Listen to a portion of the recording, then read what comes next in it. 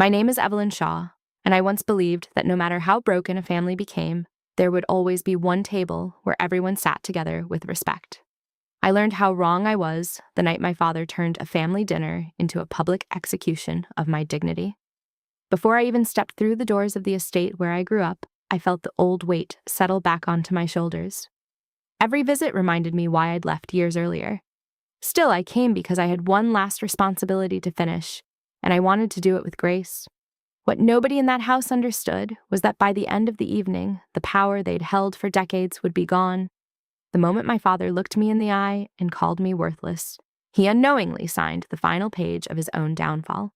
Walking through the entrance felt like stepping into a shrine built for my father's ego. Marble floors gleamed under chandeliers. Expensive art lined every wall, each piece placed to remind visitors how wealthy the Shaw family wanted the world to believe they were. My younger sister Bianca was already holding court, entertaining guests with stories about vacations and renovations. When she spotted me, her smile turned thin. She looked me over and whispered, loud enough for the room to hear, that I must have finally come back because I needed money. A few relatives laughed under their breath. I let it slide. I'd spent years building a real career in corporate finance, earning every promotion without asking this family for a dime. They still pictured me as the daughter who left with nothing. They had no idea how much had changed. When dinner was called, I walked toward an empty chair, hoping to get through the night quietly. Just as I reached for it, the chair scraped hard across the floor. The room went silent. My father stood over me, gripping the chair, wearing the same cold expression I remembered from childhood. Loud enough for every guest to hear, he announced that he refused to share his table with people who contributed nothing to this family. Nervous laughter rippled down the table. Bianca didn't even try to hide her amusement. She pulled out her phone and started recording, clearly hoping to have something to laugh about later. The old version of me would have cried or walked away. But I had learned that confidence isn't built from approval. I straightened my shoulders, met his eyes, and told him calmly that he had just made an extremely expensive mistake. He smirked and sat back down, certain he'd already won. Dinner resumed. Glasses clinked. I stood quietly by the window while they celebrated another night of wealth, treating me like I wasn't even there. I slipped my phone from my pocket and looked again at the financial report already glowing on the screen. Every number confirmed what I'd known for weeks. My father's company was drowning in debt. Years of reckless spending and failed investments had pushed the business past saving. The mansion, the cars, the extravagant dinners, all of it financed with borrowed money he no longer had a way to repay.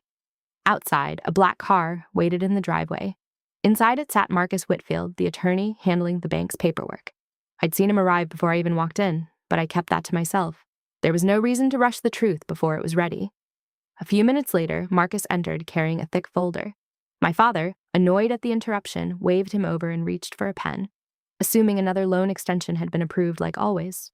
Instead, Marcus hesitated, then explained that the bank had refused further credit. The debt had been sold to a new creditor, and from now on, every decision about the company required their approval. Confusion swept the table. My father demanded to know who now controlled his company.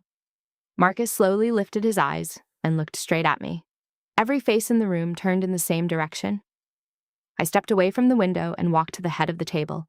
My heels echoed across the silence as I said there was no need for a phone call. The person making that decision was already standing in front of them. Bianca burst out laughing, certain I was bluffing. My father just looked irritated, still seeing me as the daughter who'd never mattered. I reached into my jacket, pulled out a folder, and slid it across the table. It carried the seal of the investment firm where I'd built my career. The laughter died as he read. I watched the color drain from his face, his hands beginning to tremble. For the first time, he looked at me like he didn't know who I was. The truth was simple. While my family spent years flaunting their wealth, I spent those same years learning how money actually worked. My firm specialized in distressed debt, and when his company began collapsing, we acquired a large share of it. He never imagined I'd be the one sitting on the other side of the table. He rose from his chair, all his arrogance gone, and reminded me softly that we were family, that family helps each other. He asked me to approve the funding. I explained calmly and professionally that his company had failed every standard, declining revenue, crushing liabilities, years of reckless decisions. Then I added one more thing. How a person treats others under pressure reveals exactly who they are. Tonight had only confirmed what the report already showed. The room dissolved into panic. Bianca spun on our father, insisting she'd warned him, desperate to distance herself. Nobody believed her. I turned to Marcus and told him to proceed. There would be no extension, no rescue. The process moved forward exactly as it should. By 9 that night, it was over. I picked up my coat to leave. At the door, my father caught my sleeve, not angry, just desperate, looking older than he had hours before. He said we were still family. For a moment, old memories flickered. Birthdays, quiet mornings, before everything became a competition. Then I remembered the chair scraping across the floor and the word he'd used in front of everyone. I pulled my arm free and told him family should have mattered before he chose to humiliate his own daughter.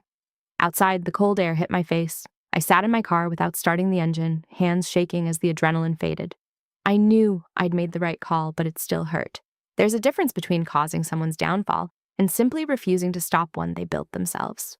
I drove away and called my closest friend, Natalie. She listened without interrupting, then told me something I'll never forget.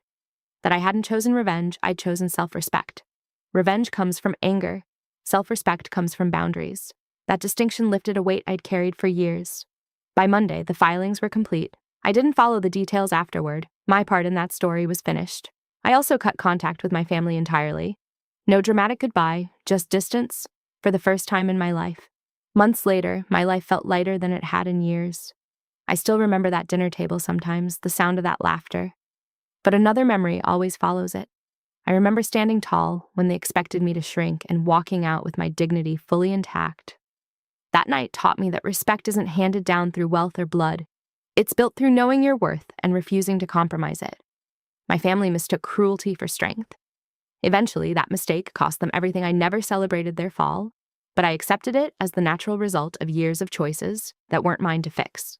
I am not the disappointment they once called me. I'm a woman who earned her place through discipline and self-respect, and that's an inheritance nobody can ever take from me. If this story hit home, hit like, tell us in the comments what you would have done in Evelyn's place, and subscribe to Aftermath Tales for more stories like this one.